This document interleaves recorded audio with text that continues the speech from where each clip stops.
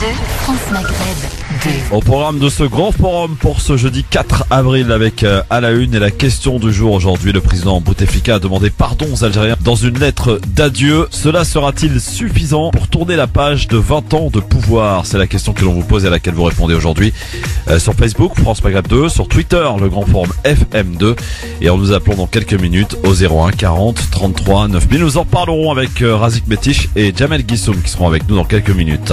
Algérie, l'après Bouteflika, quelle transition pour demain? On en parle aussi avec vous tout à l'heure, sans oublier le zapping, ainsi que la minute de Marseille, cette ville rebelle. Nous partons à la rencontre de ces différents habitants et personnalités qui s'en dégagent. Bienvenue à tous, c'est parti pour le LGF qui vous conduit tranquillement jusqu'à 18h sur France Maghreb 2. Le grand forum, le LGF, bienvenue à vous sur France Maghreb 2, c'est parti jusque 18h, ravi de vous retrouver en ce jeudi 4 avril et quand on vous dit qu'il se passe forcément quelque chose en Algérie en ce moment tous les jours, c'est vraiment le cas pour en parler avec vous, avec nous, monsieur Jamel Guissoum. Comment ça va, Jamel? Ça va très bien, merci, et toi? Ravi de te réaccueillir, cher Jamel. C'est gentil. Jusque 18h, tu devais être accompagné de notre ami Razik qui a eu un petit souci, on lui souhaite bon courage, voilà. Tout à fait. Alors, on va parler évidemment de cette lettre que le président Bouteflika a publiée hier, la passion épistolaire de Bouteflika, nouvelle lettre donc de celui qui est désormais l'ancien président algérien, une lettre aux Algériens donc, une lettre d'adieu. Abdelaziz Bouteflika demande pardon, cher Jamel. Est-ce que comment as-tu accueilli ce pardon demandé par Abdelaziz Bouteflika d'abord? Pour moi, c'est un non-événement parce que je suis absolument persuadé, comme beaucoup d'Algériennes et d'Algériens, qu'il ne l'a pas écrit. Alors, comment prendre position ou comment ressentir un courrier qui n'a pas été écrit par la personne qui, soi-disant, l'aurait rédigé? Donc pour moi, franchement, c'est nul et non avenu. Le pardon, il faut surtout le demander aux gens qui sont morts noyés, aux gens qui ont dû se partir d'Algérie, aux personnes qui ont été incarcérées pour rien, aux personnes qui ont été démunies de tout pendant près de 20 ans. C'est à eux qu'il faut qu'ils demandent pardon. Surtout à eux. Alors, c'est un ultime message qu'une lettre Bouteflika adresse aux Algériens au lendemain de sa démission. C'était hier, une lettre où il reconnaît des erreurs, une lettre où il demande à être excusé.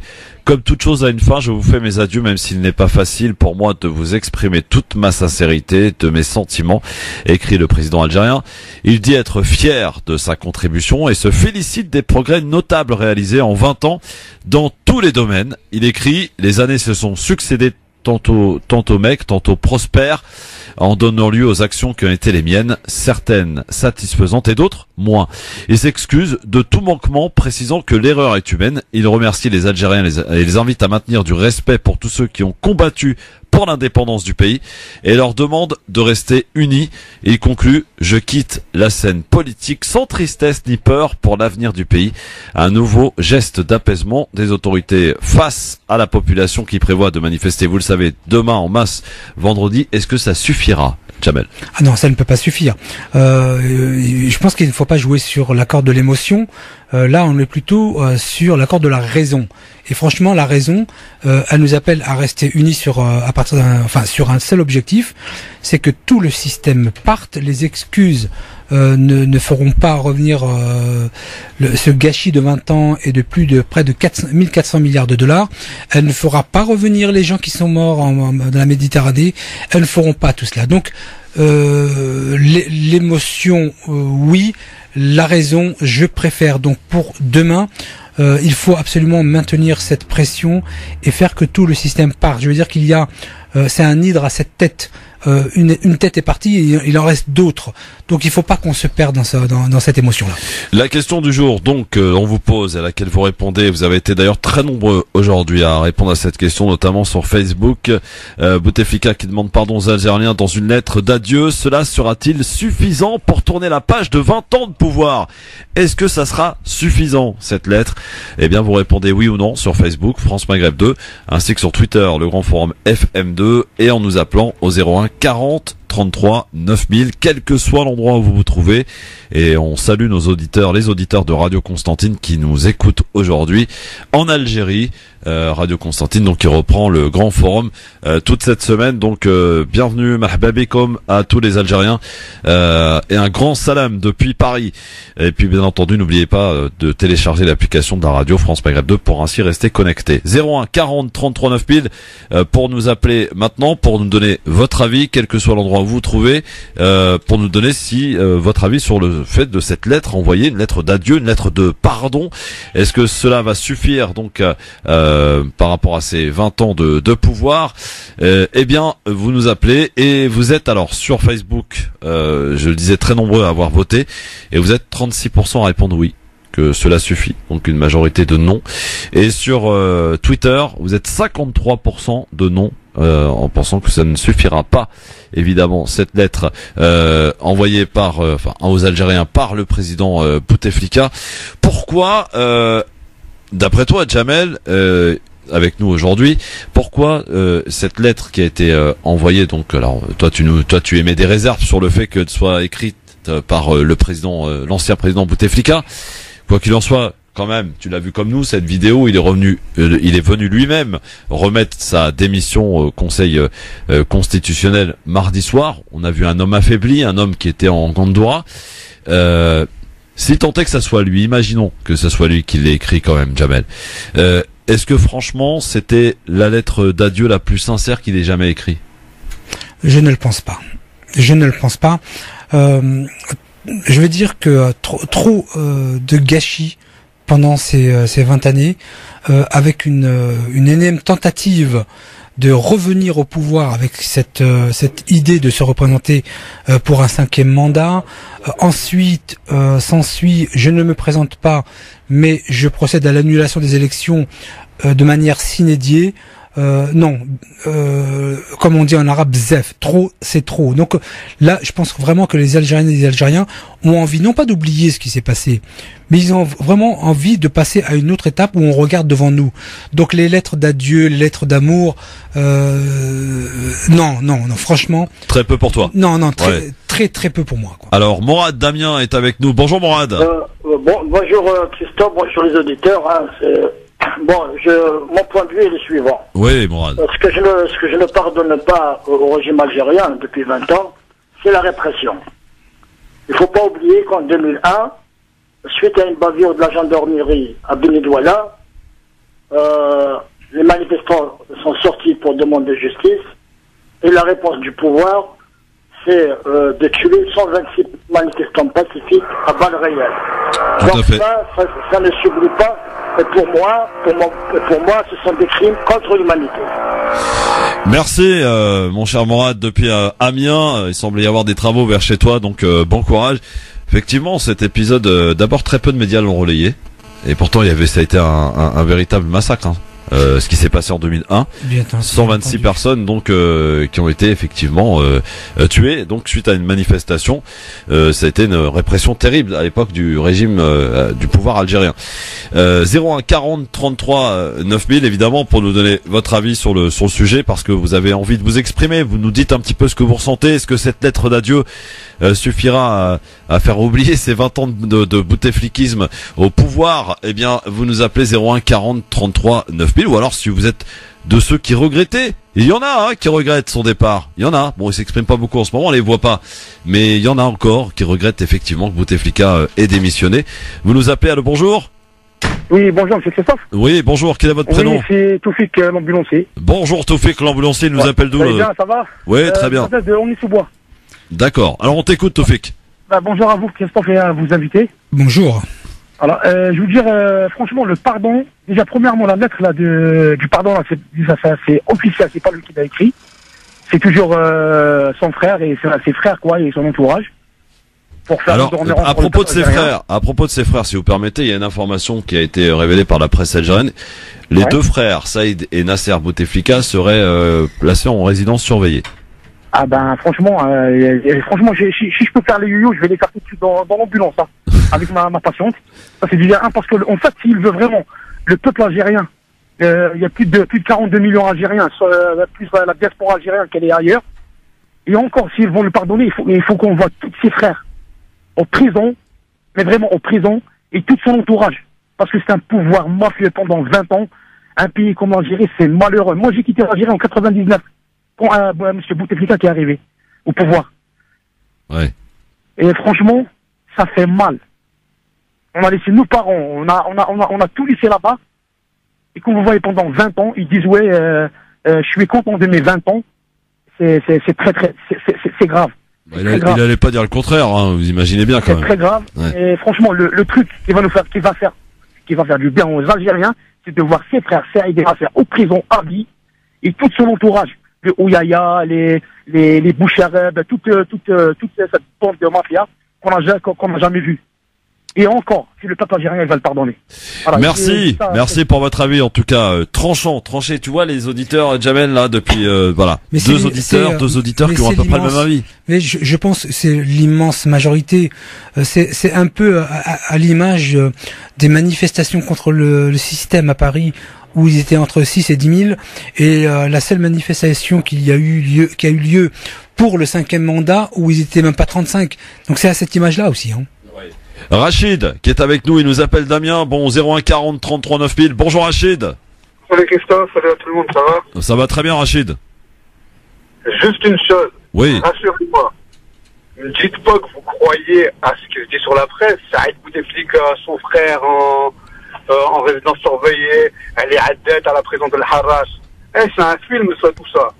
Ils ont monté un scénario de malade. Il n'y a personne qui Vous imaginez que ce qui se passe en Algérie, Netflix n'aurait même pas pu faire pareil, quoi. C'est impossible. Non mais je te promets, c'est pas de l'ironie, et je ne suis pas le seul à le penser. Hein. Ouais. Je suis pas le seul à le penser. Il y a énormément d'Algériens qui le pensent. Tout ça, c'est un scénario de malade. Saïd Bouteflika et son frère sont encore avec Ouyahia derrière toute cette mascarade. C'est pire que Netflix. Ils sont en train de faire un truc de malade. Et là, tout le monde, ils sont en train d'éparpiller les cartes. Plus personne ne comprend plus rien. Ali Haddad, il se fait arrêter. Là, aujourd'hui, on apprend qu'ils voulaient retirer 300 milliards à la BNA, Banque nationale algérienne. Ils ont refusé parce que les bons du Trésor n'avaient pas plus de 5 ans. Ouais, exact.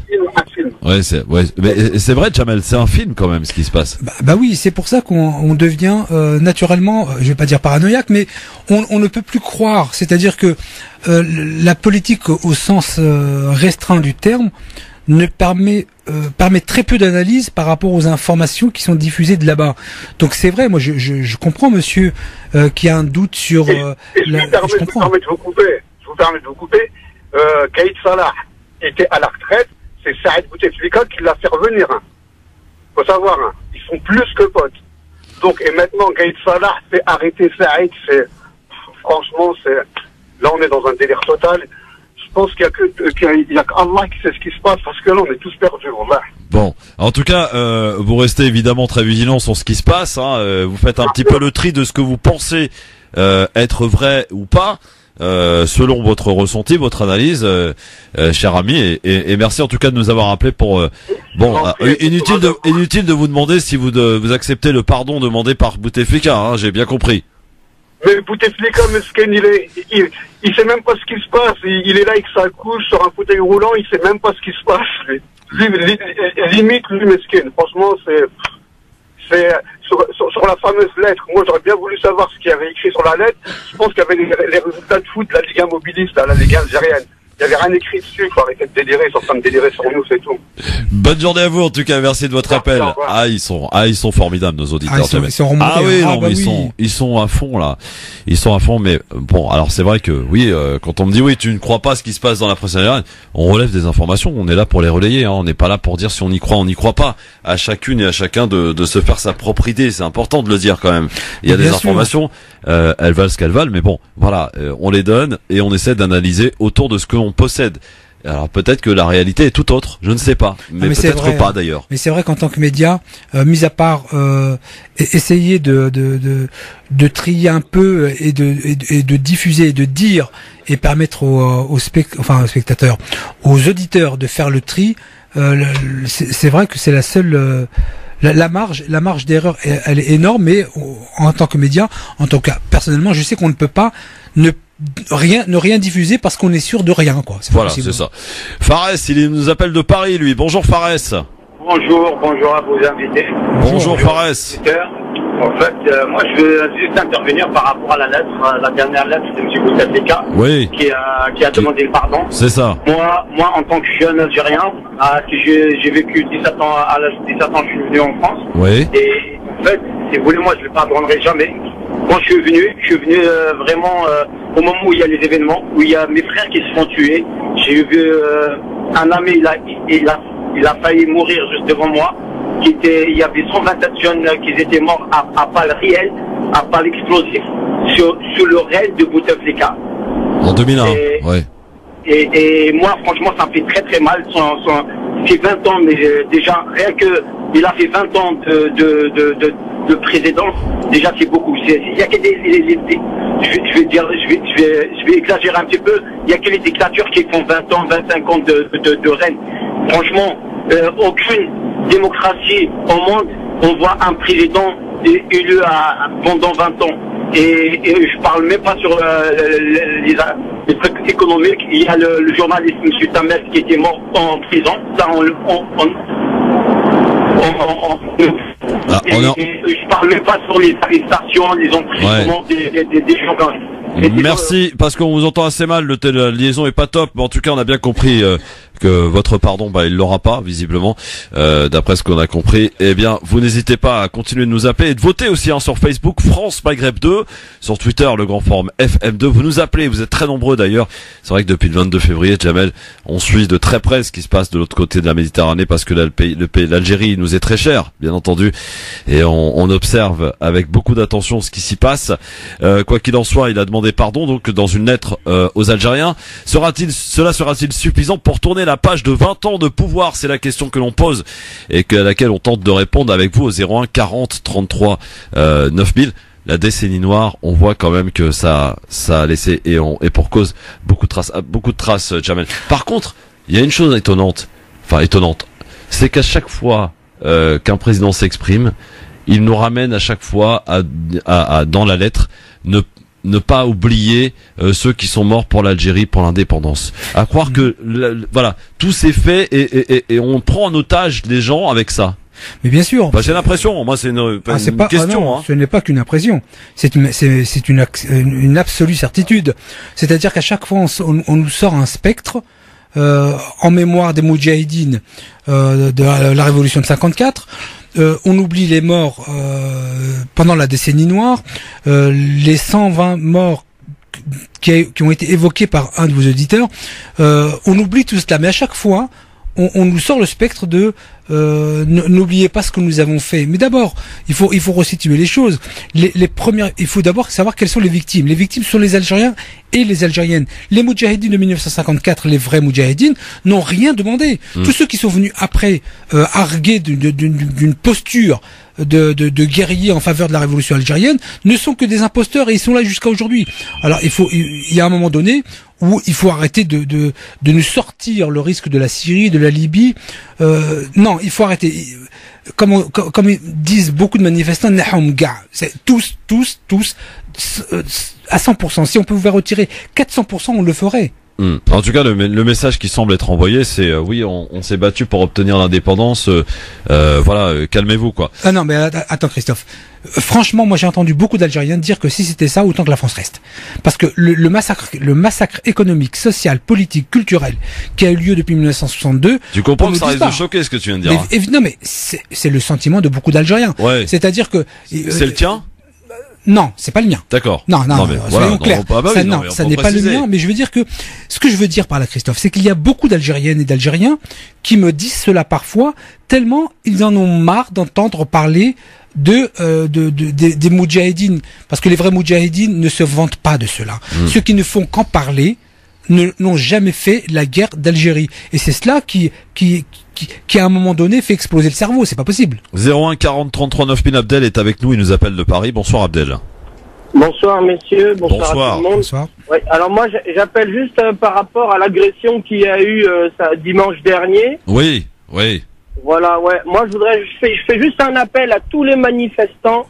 S'il vous plaît, ne laissez pas recommencer. Si jamais vous voyez un truc comme ça, il faut tout de suite agir. Je vois que qu'il y avait beaucoup de monde à cette manifestation et il n'y a pas beaucoup de monde qui a réagi. Il faut absolument pas... La personne concernée a réagi, Abdel. La personne concernée a réagi, elle a dit que ça n'avait absolument rien à voir avec les Algériens. Voilà. Mais je suis d'accord avec vous, mais moi je parle de... Bon là on est entre nous, vous voyez bien entre nous, ce qui s'est passé. quelques milliers de personnes qui nous écoutent. Non, mais d'accord, vous voyez très bien ce qui s'est passé. Moi je la remercie déjà d'avoir fait ce message de paix vraiment magnifique. C'est super, je remercie Julia, la personne là qui s'est fait agresser. Et moi, s'il vous plaît, les gens qui vont à ce genre de manifestation, laissez-la pas se pourrir par des gens comme ça qui ont agressé cette personne. S'il vous plaît, c'est tout. Merci pour l'appel, Abdel, effectivement. 01 40 33 9000 pour nous appeler. Vous continuez de nous dire, bien entendu, votre avis sur cette question du jour. Bouteflika qui demande pardon dans une lettre d'adieu. Cela sera-t-il suffisant pour tourner la page de 20 ans de pouvoir de Bouteflika? 01 40 33 9000, Facebook France Maghreb 2. Vous êtes très nombreux à nous donner votre avis. Et le oui est évidemment minoritaire. 36% sur Facebook, 53% sur non pas 53%, 53% de non, donc minoritaire pour le oui aussi sur Twitter, le grand forum FM2. Vous nous appelez au 01 40 33 9000. On va prendre encore un auditeur, un appel, et après je vous dirai, parce qu'apparemment le gouvernement provisoire là, qui vous savez est dirigé par Bedoui, Jamel, Oui. il a annoncé des choses. Ouais, il y a des facilités qui sont en train de se faire. Il a annoncé son départ, non? Non, Ah, absolument c'est pas intéressant dans ce cas-là. Non, il y a des choses en matière d'économie notamment. Enfin, on en reparle. Allô, bonjour. Oui, alors bonjour. Bonjour monsieur, quel est votre prénom? Samir. Samir, il nous appelle d'où, Samir? 16e. Du 13e, c'est ça? Ouais, tout à fait. Bon, Samir, qu'est-ce qui se passe? Est-ce que vous vous accordez le pardon? Oui, alors bonjour à tout le monde. Moi, je voudrais vous dire juste pour que tout le monde sache comme quoi c'est des pouvoirs comme ça qui défendent Palestine. Bah. Qui quoi? J'ai pas compris. Un pouvoir comme le pouvoir algérien qui défend Palestine. Oui. Vous comprenez ce que ça veut dire? Les ennemis de Dieu qui défendent Palestine. On regarde comme le pouvoir algérien, ces généraux là, tous les terroristes là, les ennemis de prophètes, tout ça, qui volent l'argent, qui fassent les massacres en Algérie. Aujourd'hui, on dit des gens là, c'est des musulmans. Je crois pas que c'est des musulmans. C'est ça, les ennemis de écoutez, prophètes. moi sur ce terrain-là, j'ai pas envie d'y aller parce que on n'a pas le droit, je crois, en tant qu'humain, de juger si son ennemi ou son ennemi est musulman ou pas. Mais ça le regarde. Non, moi je m'y refuse, moi, pardon, mais je me refuse à juger la personne en face de moi. Quant à savoir si elle est musulmane ou pas, ça me regarde pas, ça le regarde lui. Tu vois ce que je veux dire? Oui, mais par contre, qu'est-ce qu'il a dit votre collègue? Il a raison. Les Algériens, ils ont regretté. Nos parents, si on savait comme ça, on laisse la France, c'est mieux. Oui, je sais pas si c'est quand même un avis majoritaire, je pense moi, pas. Je vous dis, mais bon. Ouais, Christophe, moi je vous le dis, en Algérie, chez moi, tout le monde parle, au Kabylie, tout le monde parle comme ça. Ils disent, sans savoir comme ça, on préfère qu'on laissera l'armée française. Je sais pas où t'habites en Kabylie, parce que moi aussi je connais d'autres personnes qui habitent en Kabylie, je peux t'assurer qu'ils parlent pas du tout comme ça, hein. Mais alors là, pas du tout. D'autant plus que cette région... Pardon. Non, Samir. notre avenir est gâché. Samir, tu sais que cette région que tu cites, la Kabylie, a été une des terres de résistance les plus importantes Tout à fait. auxquelles les Français ont Oui. dû faire face quand même, faut le savoir. Oui, mais oui, non mais... Voilà. Dès qu'un million et N'allons demi de pas dans morts, les excès quand même. 1,5 million de morts, Ouais. tu vas recevoir un pouvoir comme ce pouvoir Bouteflika, celui qui a tué, il était complice même dans la mort de Karim Belkacem, ce monsieur-là.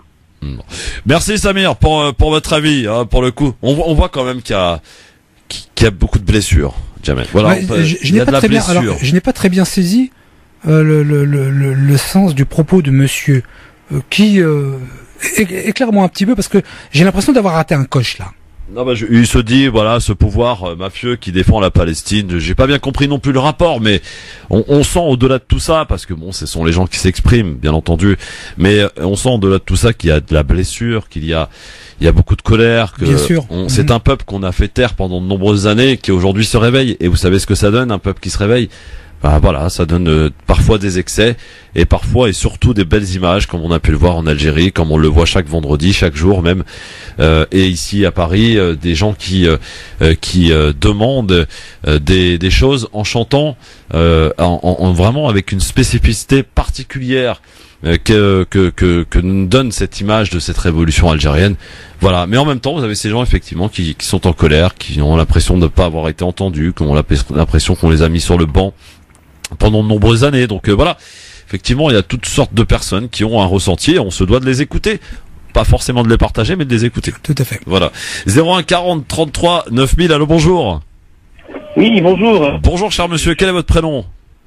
Yamine de Paris. Je suis en ligne. Yamine, oui, vous êtes en ligne, vous êtes en direct, mon cher Yamine, je vous souhaite la bienvenue. Très bien, merci. Juste pour répondre à la question qui a été posée. Oui.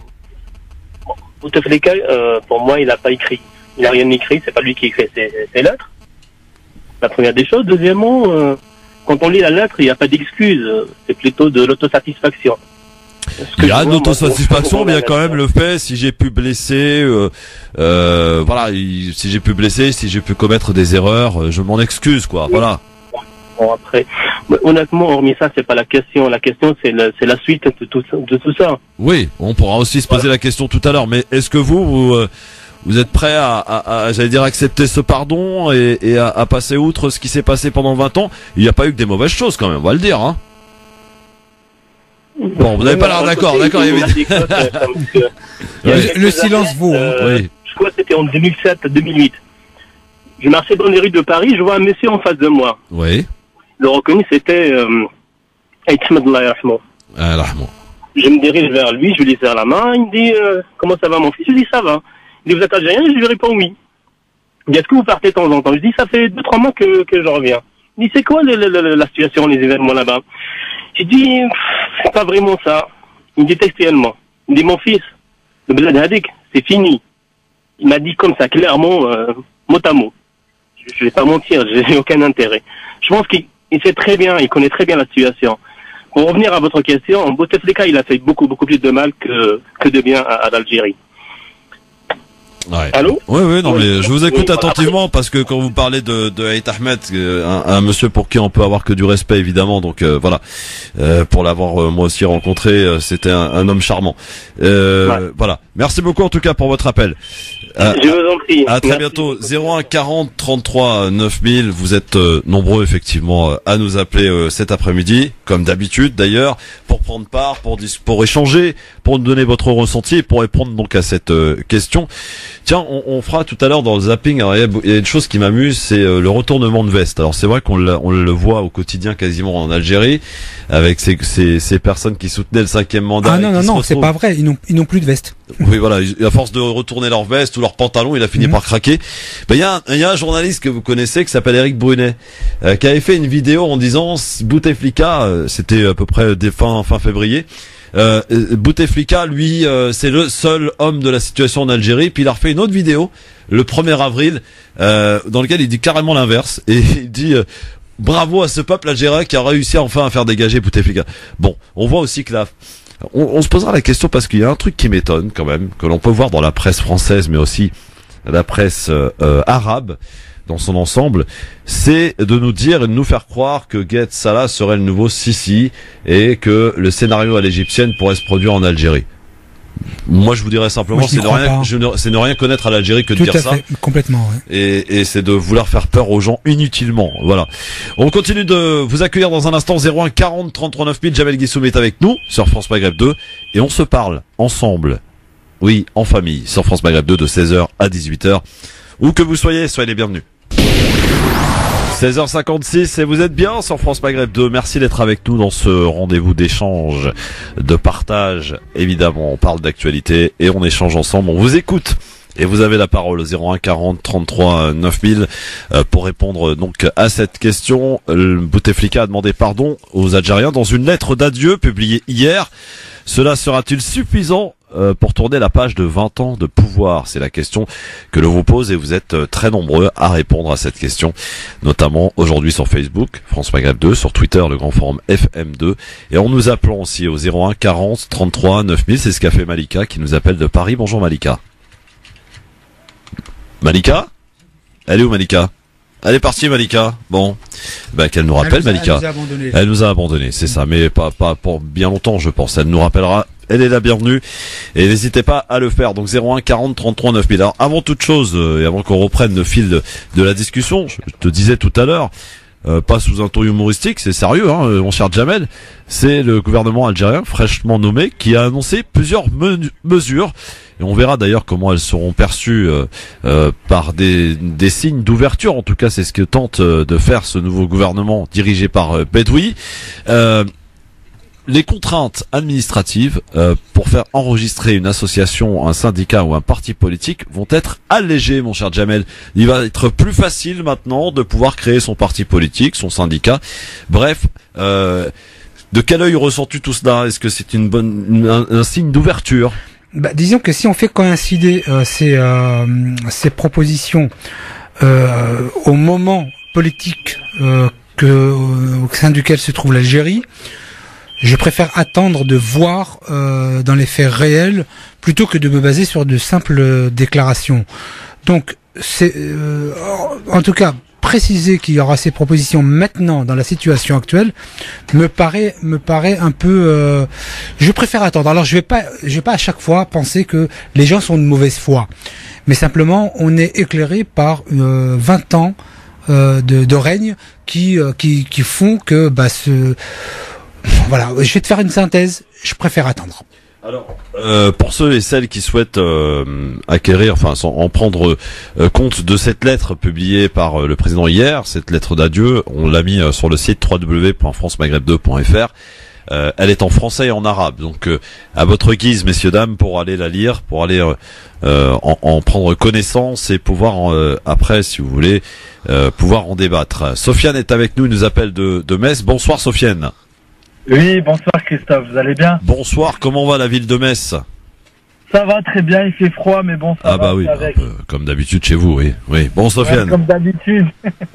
Alors moi, je tenais à féliciter déjà le peuple algérien pour avoir réussi donc de manière pacifique dans les rues d'Alger ou de Constantine ou ailleurs dans toute l'Algérie à être soudés déjà et à ne pas effectuer des casses ou autres. Oui. Déjà, ça c'est bien. Tout à fait. Et dans un second temps, je tiens aussi à dire plusieurs choses. Déjà, je n'accepte pas dans un premier temps, quand bien même le gouvernement a été corrompu, comme dans d'autres gouvernements partout, même en Europe, je n'ai pas accepté en fait que le peuple ou même les Algériens ressortissants ici en France, comme moi par exemple, avoir insulté, dit des propos méchants vis-à-vis de Bouteflika,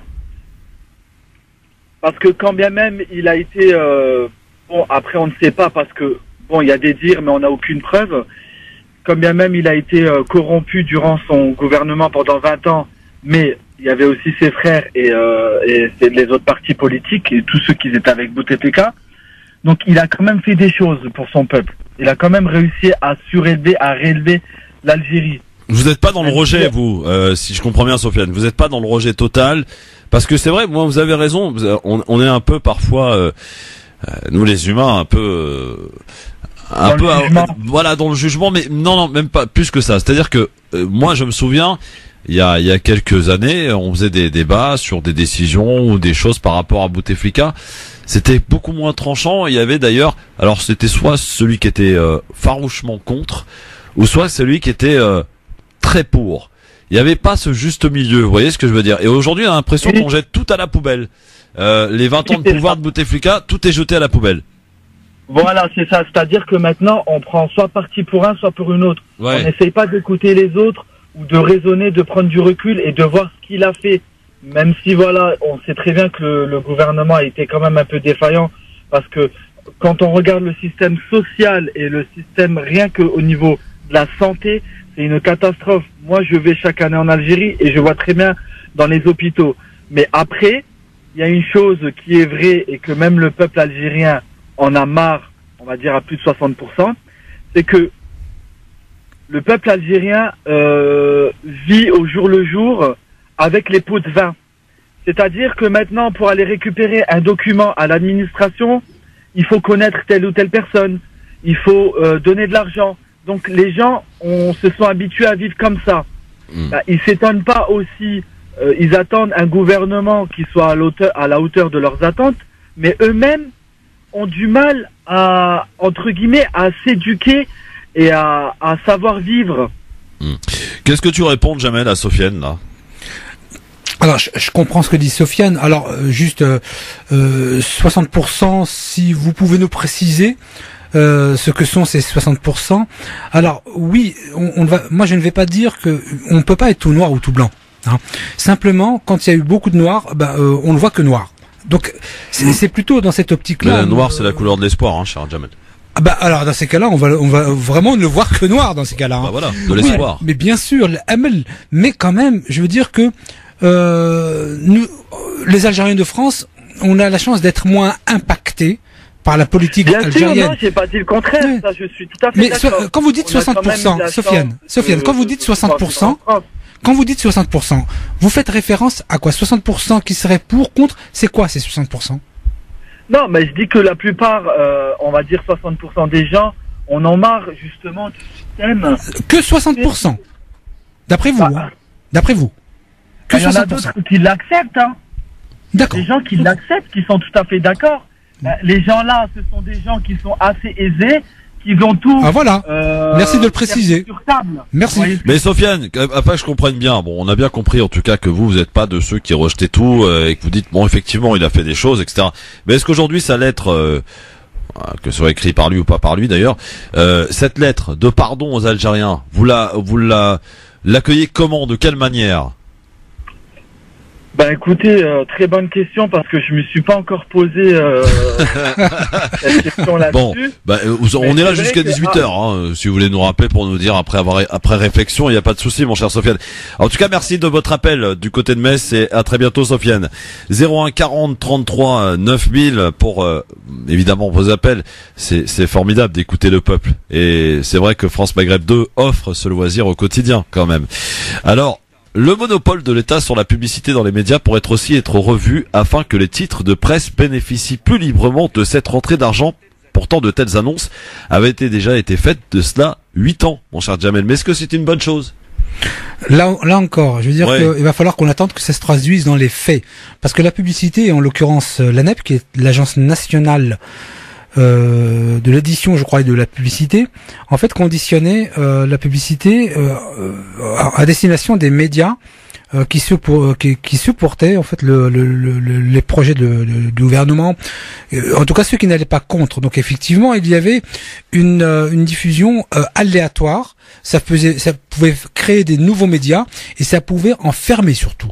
Donc s'il y a des changements à ce niveau, mais cette proposition a été faite sous ce gouvernement qui n'a pas, en tout cas de mon point de vue, la légitimité d'existence. Là aussi, je suis partagé. Dans les faits, enfin dans les écrits, c'est très beau. Maintenant, il faut attendre les faits. Il faut attendre, nous dit Jamel. 01 40 33 9000. Bachir est avec nous, il nous appelle de Paris. Bonsoir Bachir. Oui, bonsoir Christophe, bonsoir Jamel. Bonsoir. Et à tous les auditeurs, bien sûr.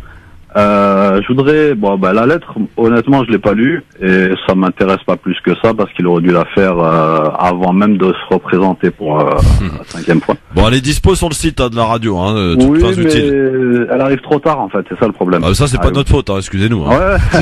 Alors la déclaration d'amour n'est pas venue au bon moment alors. Oh, exactement. Et pour une petite parenthèse pour Jamel, alors je trouve inadmissible le passage des colons en Algérie, qu'on idolâtre ce passage.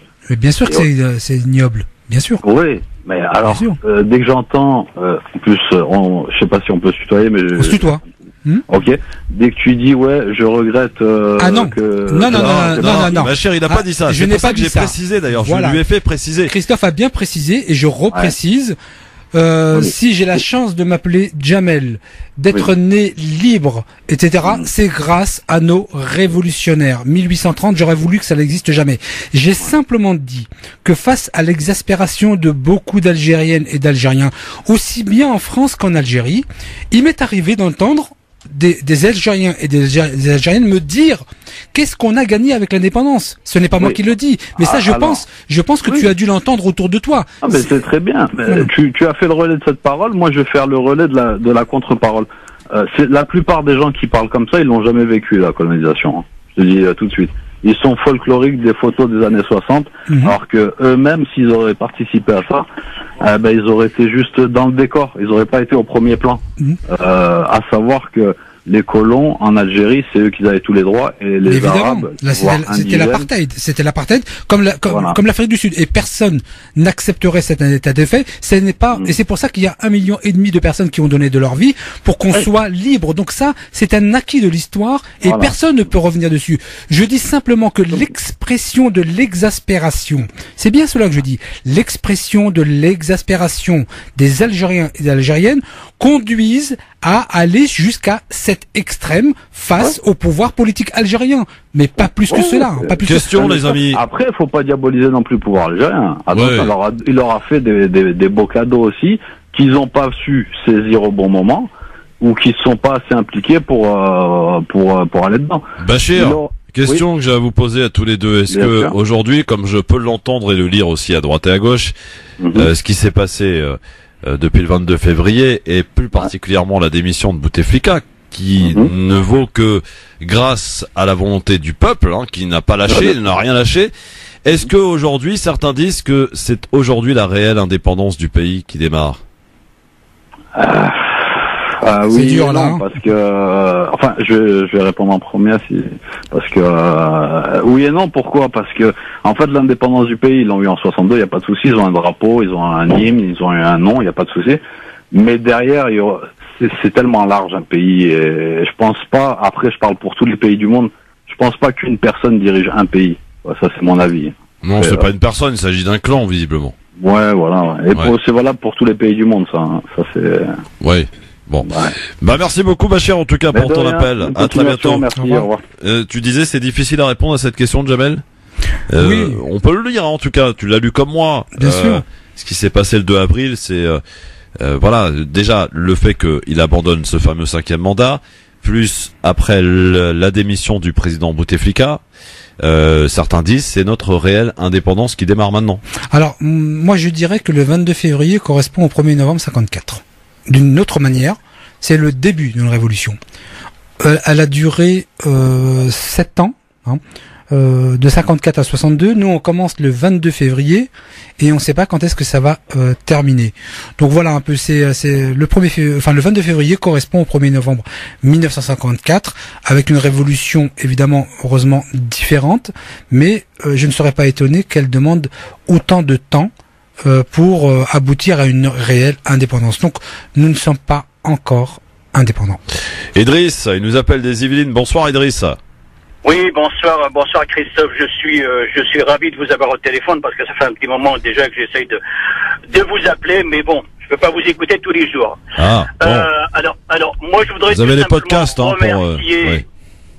Oui. Vous avez les podcasts pour ceux et celles qui peuvent pas écouter. Effectivement, vous avez la possibilité d'aller sur le site de la radio, de réécouter l'émission en www.francemaghreb2.fr ou sur la page YouTube aussi de France Maghreb 2. Oui, bien entendu, oui. Je vous dis ça après. Bien entendu, oui. Mais voilà.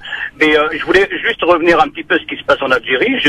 Alors, moi je dirais je suis ravi plutôt pour les jeunes Algériens qui ont réussi à faire quelque chose d'énorme, que le monde entier leur envie, des choses que nous n'avons pas réussi à faire les années 80 et les années 88.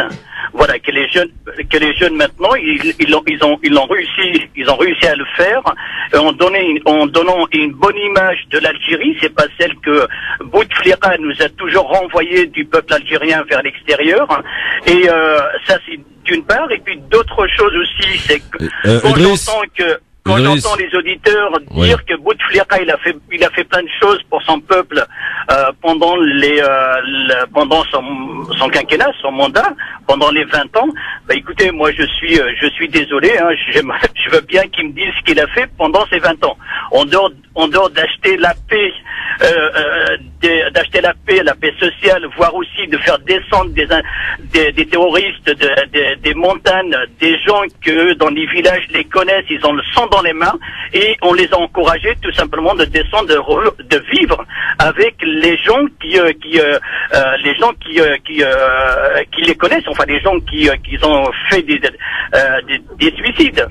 Driss et Jamel, je vous pose aussi là une question. Vous nous dites effectivement bravo à cette jeunesse algérienne qui s'est mobilisée. Vous avez tout à fait raison. Mais Est-ce qu'on peut quand même, si vous le voulez bien, accepter le fait quand même que tout s'est fait parce que l'armée a joué le jeu et parce que l'armée a été du côté du peuple, parce que l'armée elle aurait pu très bien réprimer ces manifestations? Oui, mais c'est pas les années 80, les années 90. Là, on parle pas uniquement de la Kabylie. Là, vous avez le peuple algérien qui s'est soulevé du nord au sud, est-ouest. Qu'est-ce qu'ils vont faire avec 20 millions de personnes qui sont dehors? Vous vous rendez compte? Là, le problème qui se pose maintenant... Non, mais il n'y a même pas eu une tentative de répression, parce que ça s'est fait... Ouais. Voilà, j'ai vu la manif du 22 février, voilà, que je me suis dit, bon, voilà, il y a le peuple algérien qui sont dehors. C'est pas uniquement, je parle pas d'Alger, je parle de toutes les villes, là où que le front, les FLN, elle est encrassée. C'est des villes qui sont acquis pour les FLN. Ils s'attendaient pas que ces gens-là justement sortent dans la rue. Et quand on voit effectivement toute l'Algérie dehors, l'armée, moi je suis convaincu que l'armée, ils ont pas d'autre choix que de suivre la population. Alors, oui, Jamel. Oui. Non, en fait, moi, si vous permettez, il y a quand même des choses assez différentes entre les années 80 et 90. C'est que les gens qui pouvaient se soulever durant ces années avaient encore le poids de l'histoire, de la libération de l'Algérie, etc. Et avaient encore plus le poids de la décennie noire. Or, la grande différence. C'était avant la décennie noire, hein. Oui, 90, c'est avant la décennie noire, Jamel. Oui, non, mais les années 80, il y a eu 88. Oui. Je veux dire que durant ces 20 ans. Moi, j'étais sur place, les années 80. J'ai vu ce qui s'est passé, en tout cas, il y avait encore, là, on était à l'aube du multipartisme avec Chadli. On était encore dans cette période où les gens qui pouvaient se soulever avaient quand même encore le poids de la libération de l'Algérie, arrivé 88, etc. Maintenant, la grande différence, c'est que beaucoup de jeunes qui sont sortis depuis le 22 février, d'abord, n'ont pas le poids de cette histoire, n'ont pas le poids de l'histoire de la décennie. Troisièmement, et très important, et ils ont les moyens de communication que nous n'avions pas durant les années 80 et 90. Oui, les réseaux sociaux, tu as raison. Les réseaux sociaux. Là, je suis d'accord avec vous, par rapport à tous les réseaux sociaux. Bah oui, mais ça a bien aidé. Disons que ça aide. Ça aide quand même. Et l'armée, parce que vous parliez de l'armée. Oui. Et Christophe parlait de l'armée. Moi, je suis d'accord avec Christophe. L'armée aurait pu sortir comme elle l'a fait durant la décennie noire. Elle ne l'a pas fait. Il n'y a pas eu une tentative, c'est ça que je voulais. Alors, il n'y a pas eu une seule tentative. Ça, c'est quand même assez exceptionnel. Moi, je reste pragmatique sur cette question. Objectif et pragmatique. Elle n'est pas sortie. Je m'en tiendrai là. Je ne vais pas dire que Gaëtsa a fait des calculs. Non, ils ne sont pas sortis. Il n'y a pas eu de mort. Et je ne peux, de manière pragmatique, que m'en féliciter. Bah oui. Ouais, Idriss. Mais qu'est-ce qu'elle va faire l'armée, là? Vous avez du monde. Vous avez 20 millions d'Algériens dehors. Attends, Driss, juste, quand on dit ça, on dit pas, effectivement, on n'est pas en train de louer les louanges de l'armée. Pas du tout. On est juste en train de dire qu'il n'y a même pas une brèche. Ce que je veux dire, c'est que l'armée, ils n'ont pas le choix. Oui, mais ils n'ont pas essayé. Ils rester dans leur caserne. Ils auraient pu essayer de réprimer à la demande du pouvoir. Ils auraient pu essayer. Mais attendez, vous savez comment l'armée est équipée en armement? C'est énorme. Oui, bien sûr, je veux dire que si vous vous rappelez bien, en Afrique, si vous vous rappelez bien, durant la décennie noire, c'était l'Armari, le général L'Armari qui avait dit je suis prêt à sacrifier 1 million d'Algériens s'il le faut. Donc je veux dire que il avait dit cette parole. Je me souviens très bien. Oui, donc là ça ne s'est pas produit. Donc en étant objectif, on ne peut que s'en féliciter. Qu'ils aient pu le faire ou ne pas le faire, ils ne l'ont pas fait. Bah oui. Et c'est ce qui conduit aujourd'hui. Non, mais ça, j'ai commencé par ça pour dire que je suis ravi tout ça, effectivement, que les Algériens, ils l'ont fait différemment par rapport à nous, à nous des années 80. Et là, effectivement, je les félicite à 2000%. Bien entendu, c'est quelque chose de formidable. Mais c'est tout simplement pour dire que les Européens, enfin les étrangers en règle générale, l'image que Bouteflika a renvoyée de l'Algérie ne correspond pas du tout à ce que les Algériens, à ce que le peuple algérien a donné. Mais vous avez raison. Monsieur, vous avez raison. Vous avez tellement raison que je vais donner un exemple concret qui va dans votre sens. Lors de la visite de Manuel Valls ou un ministre en Algérie, François Hollande l'avait félicité en lui disant ça va, il est revenu sain et sauf. Donc là, je suis d'accord avec vous. Oui. Merci Idriss pour votre appel en tout cas et à très bientôt. 01 40 33 9000. Je suis assez étonné moi au vu de tout cela quand même. Effectivement, l'armée, on l'a vu, a été du côté du peuple. Ça a forcé de pas dire. Personne peut dire le contraire.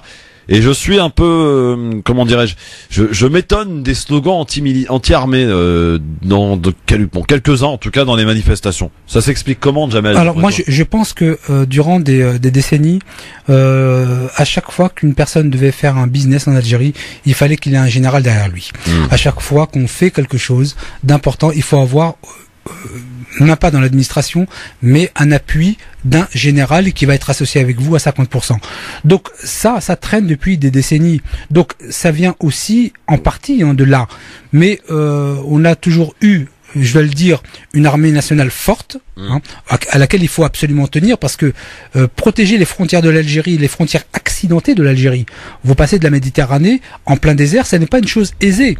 Donc il y a ce poids je dirais entre parenthèses du business que certains généraux ont fait et continuent à faire, qui salit l'image de l'armée, qui quand même, je dois le dire, d'un point de vue de ses missions premières, notamment la défense des frontières, fait quand même du bon boulot. Ça, on peut pas le retirer, quoi. Manji de Marseille, salut Manji. Salut, bonsoir Christophe.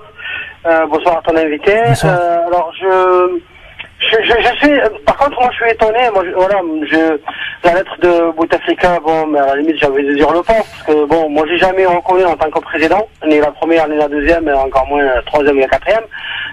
J'ai jamais reconnu le pouvoir depuis 92. Pour moi, il y a deux trous de mémoire, et on est en train de s'enfoncer là-dedans, parce qu'il y a des gens qui viennent avec des discours qui sont pas fondés, qui reprennent à la limite. Donc vous reconnaissez uniquement la victoire du fils, hein, Manji, c'est ça?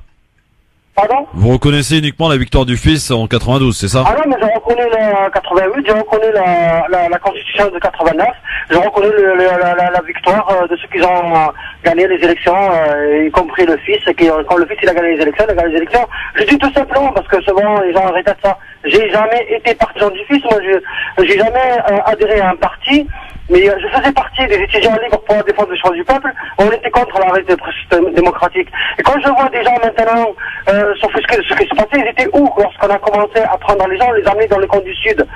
J'ai jamais vu beaucoup, moi, ça fait des années que je milite, tu sais bien Christophe, j'ai jamais vu personne venir nous aider sur la question de disparus. J'ai jamais vu personne remettre en cause la concorde civile. En fait, c'était l'amnistie pour pour l'armée, pour les militaires qui ont fait le sale boulot. Oui. C'est bien de ressasser le passé, mais là aujourd'hui on est dans une autre configuration, Manji. Parce que je dis tout simplement, excusez-moi Christophe, l'Algérie ne peut pas se permettre un deuxième trou de mémoire. On a un trou de mémoire sur la question de la guerre d'Algérie. On ne sait pas ce qui s'est passé réellement, la guerre fratricide entre MNA et FLN. Très peu d'Algériens savent ce qui s'est passé exactement. La preuve en est que lorsque Moussa El-Haj, son corps, il est revenu en Algérie pour l'enterrer, il y a un policier à l'aéroport qui retire le drapeau algérien et lui dit espèce de traître. Parce qu'on a renseigné à l'école algérienne, et j'ai fait l'école algérienne. Heureusement, moi j'ai eu d'autres moyens pour savoir autre chose. Et, on a renseigné que Moussa El-Haj c'était un traître. Et ça, voilà, on est en train de créer un deuxième trou de mémoire. Je ne ressasse pas le passé. Je dis tout simplement, il faut absolument tirer les leçons du passé. Et c'est quand il y a Vous avez bon espoir quand même, Manji? Vous avez bon espoir quand même? Tout à fait, bien sûr que j'ai bon espoir, sinon je ne militerai jamais. Et je dis toujours, ceux qui veulent attendre le fruit de leur engagement, de leur vivant, je les conseille de faire autre chose. Je dis pas que je vais peut-être voir les fruits de mon engagement, mais mon engagement, en tous les cas, il est sincère. J'ai jamais renié mes valeurs c'est les droits de l'homme. Et si demain le peuple algérien décide de remettre un autre parti, style le fils, au pouvoir, je serai ça permettez-moi d'en douter, mais alors Manji, permettez-moi d'en douter, mais alors de façon grandeur nature d'ailleurs. Moi je l'ai pas, je le vois, on le voit tous. Tout ce qui est fils, tout ce qui est parti islamiste, franchement, n'a pas beaucoup d'avenir en Algérie aujourd'hui. Ne parlez pas des gens qui se nourrissent du pouvoir comme Hams et attends. Non, mais moi je te parle de ce que tu me parles, Manji. Voilà. Manji, on est obligé d'y aller. En tout cas, merci, Manji. Bonne soirée à toi. Dans un instant, on va aller faire un petit tour du côté de Marseille parce qu'on a inauguré une petite chronique dans cette émission sur France 2 qui s'appelle La Minute de Marseille, parce que c'est une ville rebelle, Jamel, Marseille. Tout à fait. Et il se cache des personnalités en tout genre et on fera connaissance avec l'une d'entre elles dans un instant, ne bougez pas. LGF, le grand forum. Merci d'être avec nous avec aujourd'hui pour nous accompagner monsieur Jamel Guissoum qui est ici présent dans nos studios. J'en profite pour vous signaler un fait important. Vous savez qu'il y a eu cette loi anti-casseurs qui a été votée par le gouvernement de la République En Marche au mois de février dernier. Eh bien, sachez que le Conseil d'État vient de retoquer une grosse partie de cette loi anti-casseurs. Donc, nouvelle embûche pour Macron et son Premier ministre concernant cette loi anti-casseurs qui a été retoquée en grande partie. Et vous en saurez davantage et plus de détails dans un article qui va être publié sur le site www.francemaghreb2.fr d'ici quelques minutes pour aller voir ce qui a été retenu ou ce qui a été rejeté. Mais en tout cas, une grosse partie a été rejetée, sachez-le.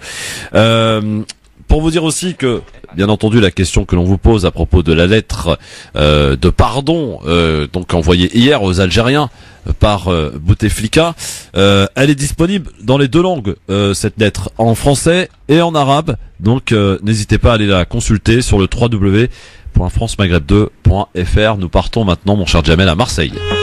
La minute de Marseille. Marseille, que tu sois riche ou pauvre, nous protégera tous sous son aile. Avec Alili qui est avec nous. Bonsoir monsieur Alili. Oui, bonsoir. Bonsoir et bienvenue sur France Maghreb 2, cette ville rebelle qu'est Marseille, représentée par vous ce soir. Et vous avez choisi de nous évoquer les événements qui se déroulent en ce moment en Algérie.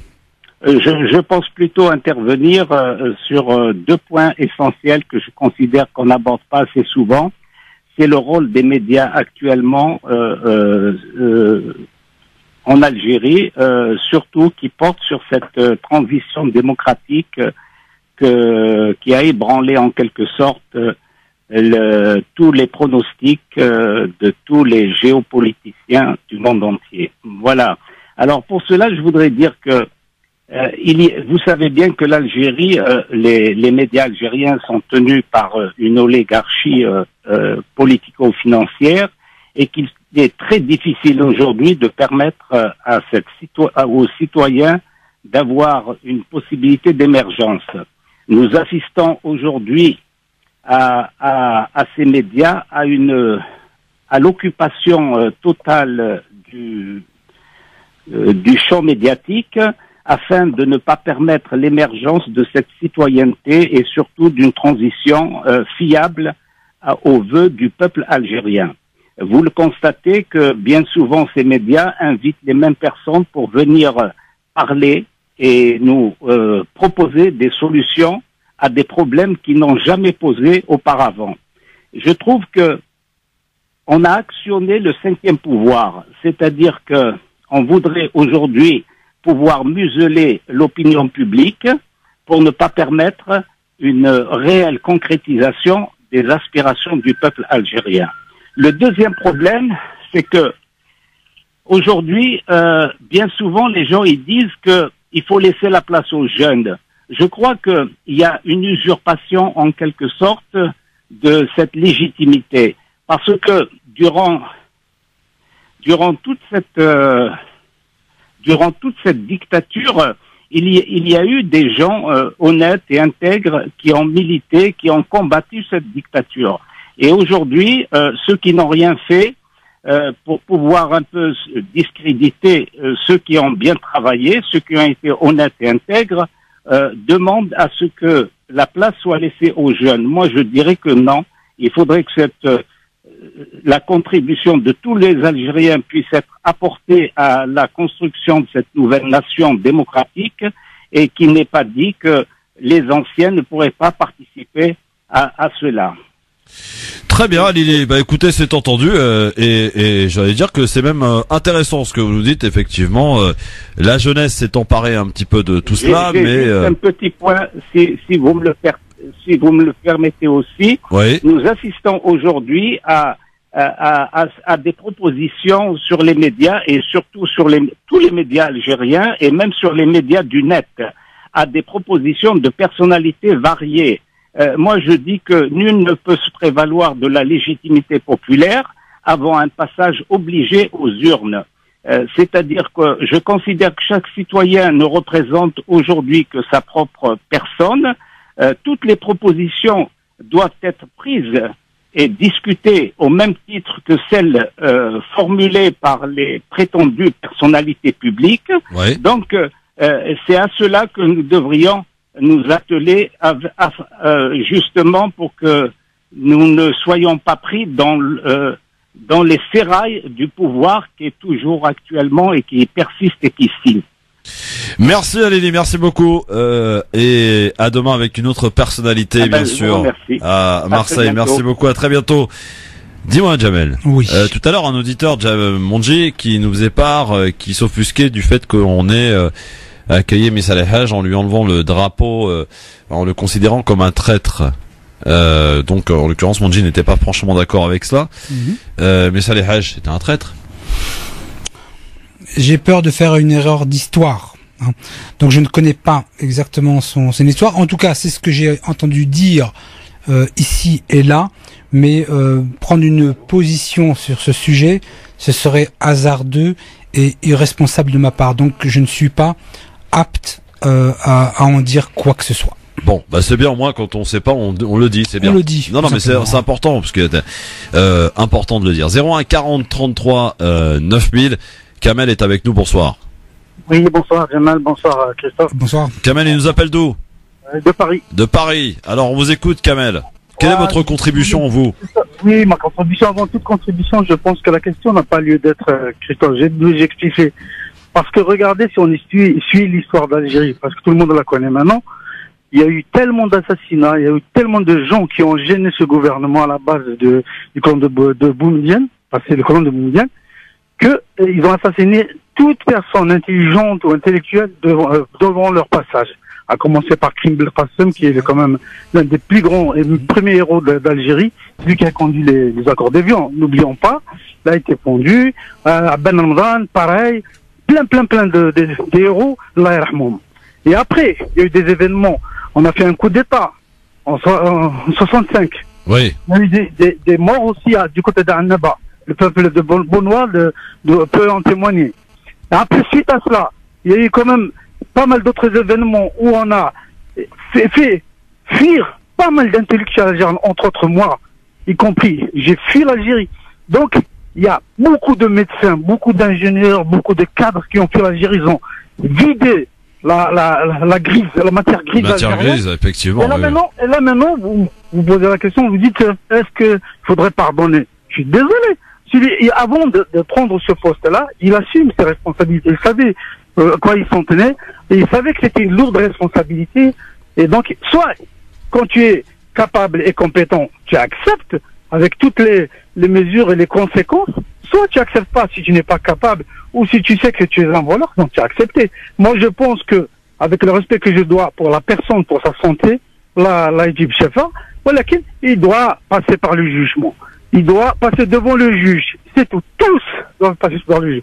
Il y a un slogan qui dit, il y a deux slogans. Il y a un slogan kabyle, je suis kabyle, hein. Il disait, Oulesh, Oulesh. Oulesh. Voilà. Et de deux, actuellement, ils disent, ceux qui sont en train de enlever ces gens doivent être enlevés aussi. Passer à la racine. Vous savez, quand vous avez une racine, si vous enlevez juste en haut, la racine peut repousser peut donner d'autres bourgeons. Donc il faut enlever à la racine. Il faudrait qu'il y ait des élections, c'est vrai, mais que ce soit d'autres nouvelles de tête. Il y a beaucoup d'Algériens, alhamdoulilah. Quand on va en Europe, etc., on est capable. Regardez, le peuple algérien l'a démontré. Donc moi, je pense que cette question n'a pas lieu d'être. Il faut surtout savoir si, maintenant, comment ça va se dérouler. La question qui devrait être posée, c'est qu'est-ce qui va se passer?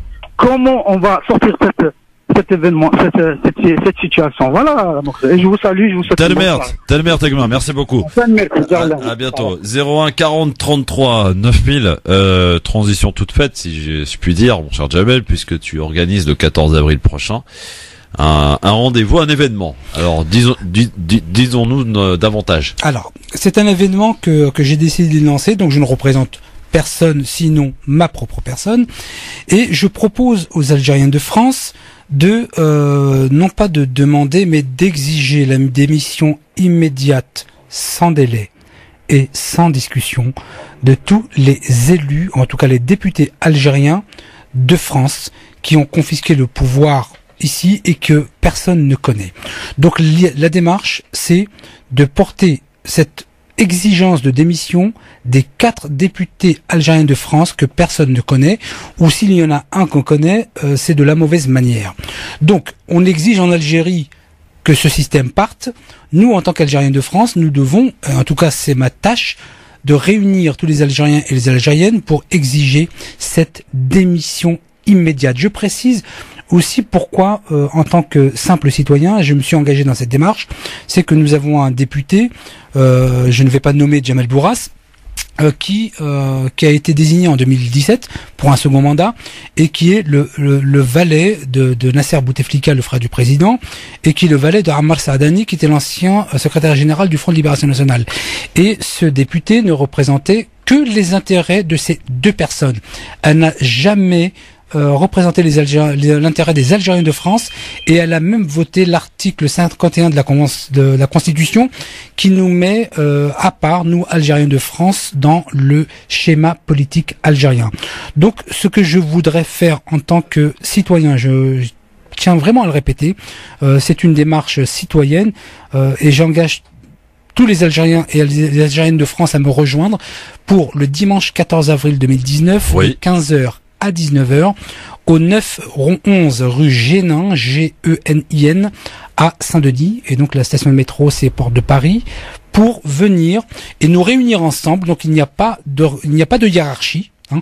Nous venons tous au même niveau pour réclamer cette démission immédiate. Je me répète, la Bourse du Travail, 9-11 rue Génin, à Saint-Denis, métro Porte de Paris, de 15h à 19h, le dimanche 14 avril. Venez nombreux, parce que nous avons tous, de manière collective, réussi à commencer à nettoyer l'Algérie.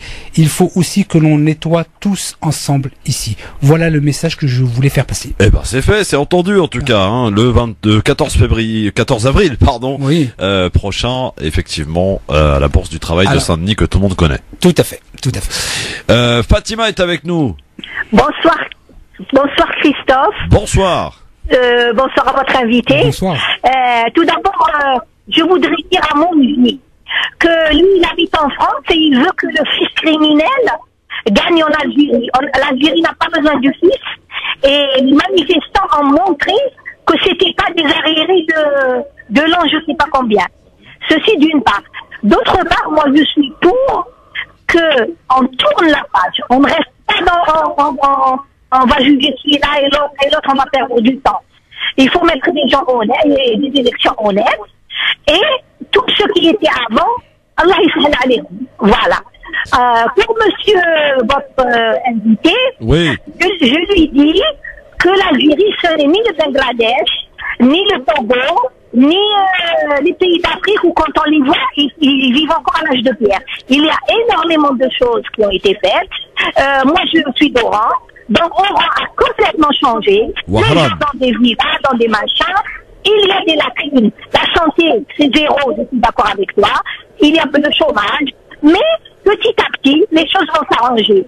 Mais pour nous faire revenir le fils qui a tué toutes les personnes valables, intellectuelles, ceci, moi je dis à mon fils, la République du fils, tu l'as fait chez toi. Pas en Algérie. Quel invité? On n'a pas besoin du fils en Algérie. Merci. Non, elle répond à Monji tout à l'heure. Ah, d'accord. Oui. Merci Fatima, à bientôt. 01 40 33 9000. Elle répondait à Monji tout à l'heure, effectivement, qui disait... Non, ce que disait Monji, il faut quand même le repréciser, pour une honnêteté intellectuelle, il ne disait pas que c'était bien que le fils soit là. Il disait simplement... Non, mais lui, il disait qu'il reconnaissait que le fils a été élu démocratiquement. Voilà, il reconnaissait la victoire du fils. Que depuis, il reconnaissait plus le pouvoir en place. Et la seule chose qu'il reconnaissait, c'était la victoire du fils. Il y a une nuance importante, mais je pense qu'il parlait surtout du déroulement des élections transparentes et honnêtes. Après l'aboutissement, c'est autre chose. Oui, après, absolument. 01 40 33 9000. Sabrina, qui est avec nous, elle nous appelle de Marseille. Bonsoir Sabrina. Oui, bonsoir. Écoutez, tout d'abord, je vous salue tous. Bonsoir. Et je vous remercie pour cette émission. Et je voulais juste réagir par rapport à ce monsieur, en fait, qui parlait des députés algériens en France. Oui, il s'appelle Djamel Guessou. De Djamel Bourras. Tout simplement que, aussi, on ne connaît pas cette personne. Enfin, moi, personnellement, je ne vous connais pas. Par contre, je connais Djamel Bourras en tant que député, et je peux vous dire qu'il a fait beaucoup pour les Algériens de France. Donc, Qu'a-t-il fait, madame? Un peu d'eau dans votre discours concernant les députés d'Algériens de France. Qu'a-t-il fait, madame? D'accord. Qu'a-t-il fait? Sabrina. Voilà, donc c'est juste une parenthèse. Oui, mais non, attendez. Sabrina, qu'a-t-il fait? Jamel vous demande, qu'a-t-il fait? De manière précise. De manière précise, en fait. Moi, j'ai assisté déjà à des apparitions publiques où... Non, mais qu'a-t-il fait, madame? Excusez-moi. Qu'a-t-il fait de concret pour les Algériens de France, visible, institué et gravé dans le marbre? Moi, c'est une simple question. Si vous avez arrivé à me dire une seule chose... Moi, je peux pas vous dire... parce qu'il n'a rien fait, madame. Voilà pourquoi vous ne pouvez pas le dire. Mais en tout cas, il a fait des apparitions publiques. En tout cas, il a... Mais à Disneyland, on fait des madame, on fait des apparitions même à Disneyland. Des regards sur les intérêts des Algériens en France. Il a porté sa voix. Après, est-ce qu'il a fait signer ou acter ses paroles? Je sais mais pas. madame, si je peux me permettre, madame, je ne vous connais pas. Madame, si je peux me permettre, des apparitions, on peut en faire au cinéma et à Disneyland. Les Algériens de France n'ont pas besoin de ça. Ils ont besoin de choses concrètes. Vous ne venez pas de Disneyland. Moi, je vous connais. Alors, mais attendez, Jamel, il n'est pas député, ça vous aura pas échappé. Tout d'abord, madame, si... Oui. Non, mais voilà. Non, si je peux me permettre, madame, si je peux, je vais pour un changement institutionnel, je suis d'accord avec vous. Mais après, pour attaquer des personnes...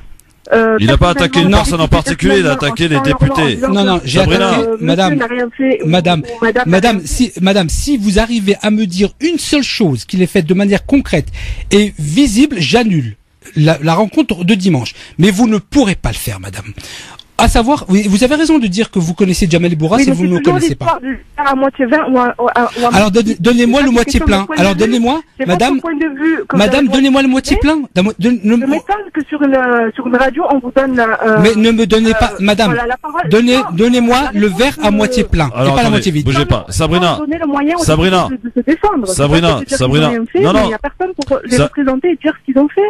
Sabrina. Personnellement, je suis pas placée pour ça. Oui, non, mais attendez, parce que non, vous êtes bien placé, je pense, pour cela. Et bon, ceci étant, Sabrina, pardonnez-moi. Voilà. Pardonnez-moi. Laissez-moi finir, s'il vous plaît. Sabrina, je vous ai écouté, on vous a écouté, laissez-moi terminer.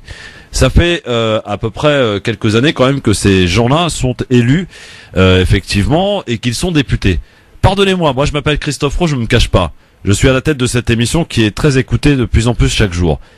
Personnellement, je ne les connais pas. Est-ce que vous trouvez ça normal ? Est-ce que vous trouvez normal que la plupart, on va dire 90% des Algériens de France ne connaissent pas leurs députés? Est-ce que c'est normal, Sabrina? Je vous pose la question.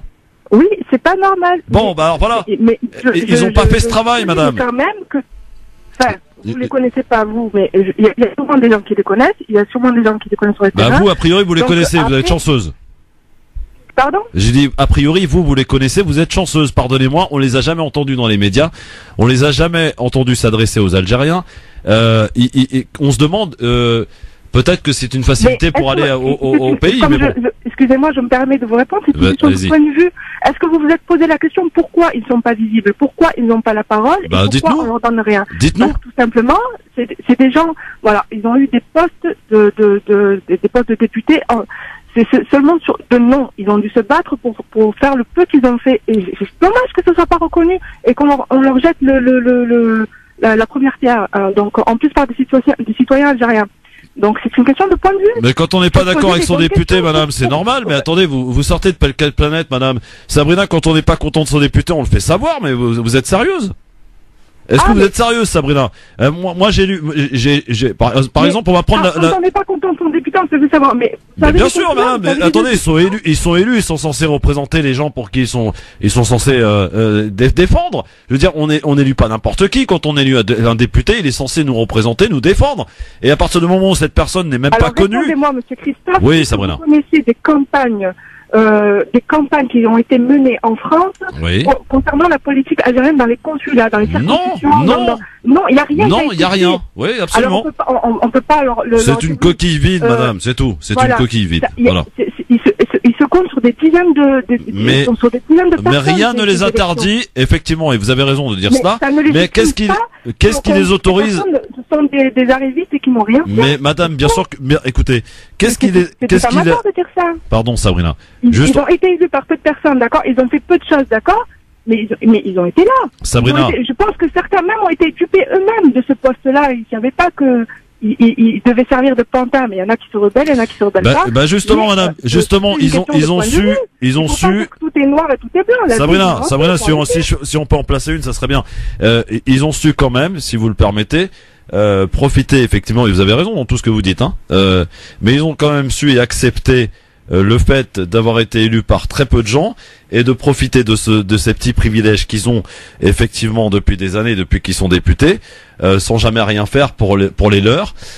Et ça, on le confirme. Non, mais c'est quoi les privilèges que vous parlez? Mais attendez, alors on va vous les donner les privilèges si vous voulez bien.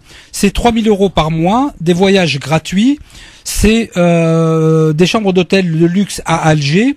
C'est avoir construit une résidence qui se trouve à Chevalet à Alger en association avec monsieur Nasser Bouteflika.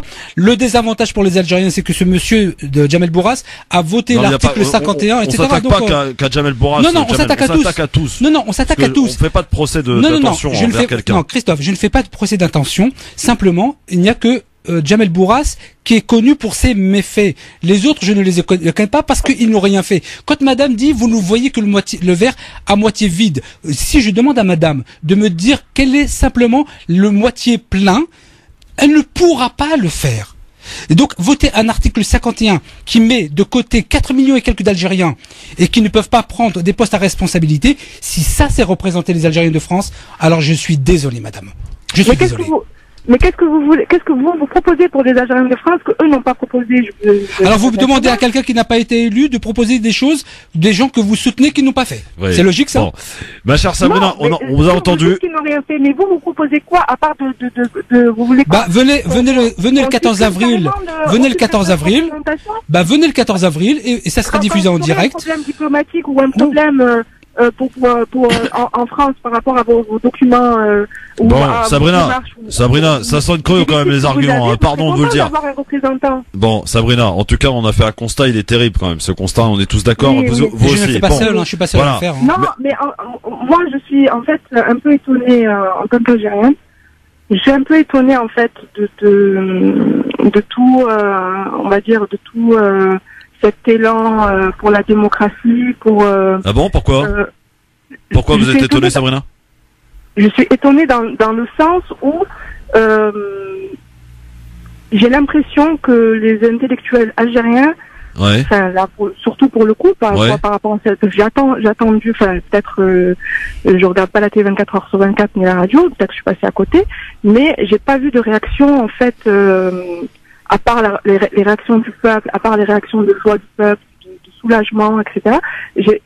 On n'a pas de position en fait sur l'avenir. On n'a pas de position sur une stratégie. Où sont les historiens, des intellectuels sur la géopolitique, sur qui nous donnent un peu, on va dire, nous rassurer un peu. Non, mais bien sûr, vous avez raison, et tout se fera en temps et en heure. Sabrina, je suis obligé de vous laisser parce que j'ai la pub, mais en tout cas, on vous a bien entendu, on a bien échangé. Merci à vous, en tout cas, chère Sabrina, depuis Marseille. Bonne soirée à vous. Dans un instant, on termine cette émission, puis on saluera Myriam qui est là et qui attend attentivement, et qui a un petit bonjour à passer. Dans un instant, ne bougez pas. France Maghreb 2, France Maghreb 2. Et j'en profite pour rappeler, messieurs, dames, que nous sommes là tous les jours, de 16h à 18h, sachez-le, avec Jamel Guissoum qui est avec nous, ici présent, et j'en profite donc pour rappeler cet événement. Il appelle donc à une démission immédiate des députés des Algériens de France. Ils sont 4.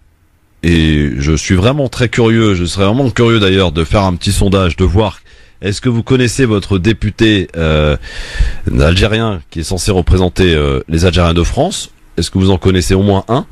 Peu de gens pourraient être capables de nous sortir un nom. J'en suis persuadé. Et je peux vous dire, et je vous garantis, ça fait à peu près 20 ans, même un peu plus que je fais de la radio, dans les dites radios maghrébines, j'en ai jamais rencontré un seul. Voilà. Donc autant se le dire tout de suite, j'en ai jamais rencontré un seul.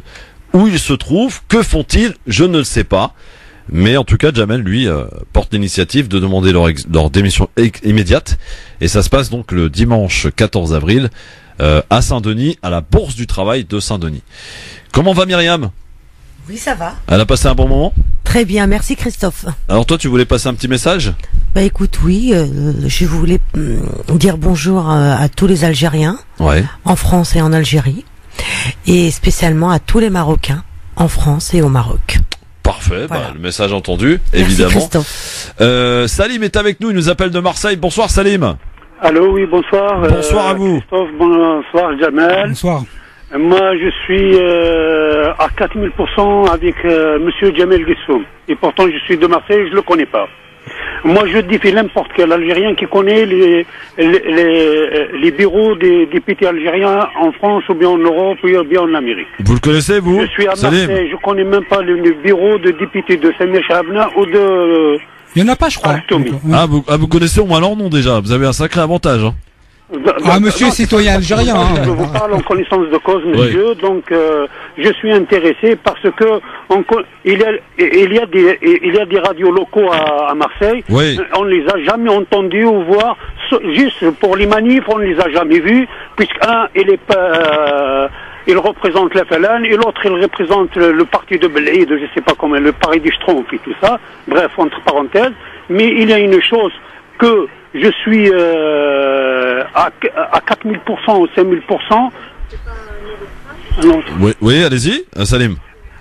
Oui, alors je défie n'importe quel Algérien qui connaît les adresses des représentants des parlements algériens à Marseille ou Bouches-du-Rhône. Merci Salim. Une chose encore, oui, je vous raconte une anecdote. Allez-y. Une histoire véridique. Hein. Oui. Pendant ça c'est pour Jamel. Oui. J'écoute alors. Alors, il y a un colon à Sétif. Oui. Juste après l'indépendance, il a demandé à son voisin. Son voisin, il s'appelle Tahar. Il lui a dit, Tahar, qu'est-ce que vous avez fait avec l'indépendance? Tahar, c'est un illettré, il lui a répondu directement. On a gagné marcher la nuit. Gagner marcher la nuit. Donc il y avait le couvre-feu et après le cessez-le-feu, donc les gens ils peuvent circuler. Oui. D'accord. Lui dit on a gagné le droit de marcher la nuit. Voilà. Voilà. C'est tout ce qu'on a gagné alors. Hein. Allah yahfadna, Inch'Allah. Merci Salim. Merci Akhoya. C'est une histoire véridique. Oui. Ah non mais mais vous avez l'air de bien connaître le système algérien. Donc vous avez l'air de bien connaître comment fonctionne l'Algérie et je suis content qu'une personne comme vous soit avec moi dans cette démarche à 4000 ou 5000%. Moi, en tant que citoyen algérien, je demande comment ils ont recruté les Algériens des chancelleries, des Air Algérie, des CNAL. Regardez qui c'est qui travaille là-bas. Et je rajoute plus. La supplémente de, comment il s'appelle, Jamel Bourras, elle a une carte de 6 jours. Et la loi, elle l'autorise même pas qu'elle se présente au nom des Algériens à l'étranger. C'est exact. J'ai vérifié ce point, vous avez tout à fait raison. Merci Salim. Regardez sur regardez, il y a un scandale sur Jamel Bourras. Oui, bon, on va pas faire de procès d'attention envers ce monsieur en particulier. Parce que voilà, ça n'a pas lieu d'être ici. Merci beaucoup en tout cas Salim. Merci beaucoup Salim pour votre intervention et ceci clôt cette émission. Merci Jamel. C'était un plaisir. À très vite. Très vite j'espère. Bon, Christophe. très bien. Ça marche Christophe. Merci Myriam et à très bientôt. À Le très message bientôt. entendu pour tous les Marocains et les Algériens. Doujda apparemment. Mais t'as quand même oublié les Tunisiens mais bon. Ah les Tunisiens Aïchek, merci beaucoup Myriam. Merci. Bon, bonne soirée à tous. On se retrouve demain. Dans un instant, on va un peu se détendre parce que ça fait du bien quand même. On se retrouve demain pour continuer les échanges, les débats. Avec demain du beau monde autour de cette table comme d'habitude. Entre 16h et 18h, c'est le rendez-vous familial que l'on se fixe quotidiennement sur France Maghreb 2. Et allez voir sur le site www.francemaghreb2.fr pour ceux et celles qui souhaitent prendre connaissance de la lettre de pardon envoyée par Bouteflika. Elle est consultable en français et en arabe, et également un article sur la loi Casseur qui a été retoquée, en tout cas pour une grande partie de cette loi, par le Conseil d'État. Rendez-vous sur le site pour être réellement informé et à la page en matière d'actualité maghrébine, mais pas seulement, www.francemaghreb2.fr.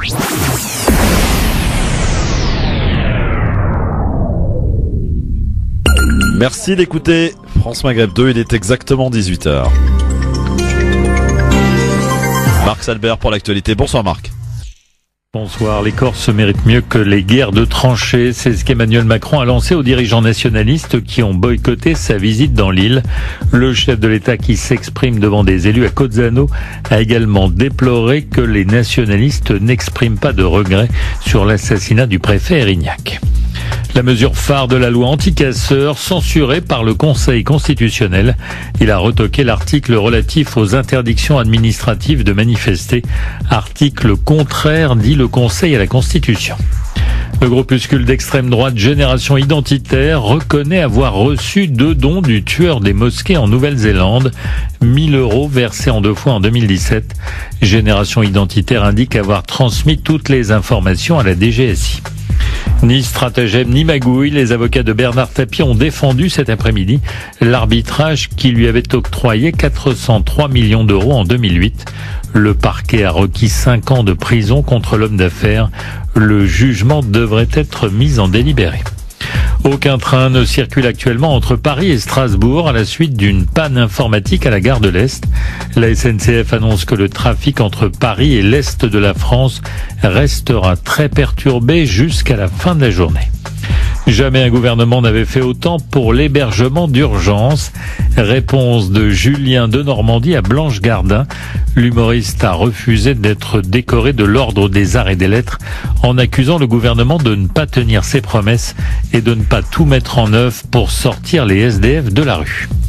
Enfin, la découverte au Pérou du fossile d'une baleine à 4 pattes vieux de 42 millions d'années. Les ancêtres des cétacés vivaient sur Terre avant de perdre la capacité de se soulever et de marcher. C'est le spécimen le plus complet jamais découvert en dehors de l'Inde et du Pakistan. Bonne fin de journée à tous. France Maghreb 2, service, info, musique, divertissement. France Maghreb 2. France Maghreb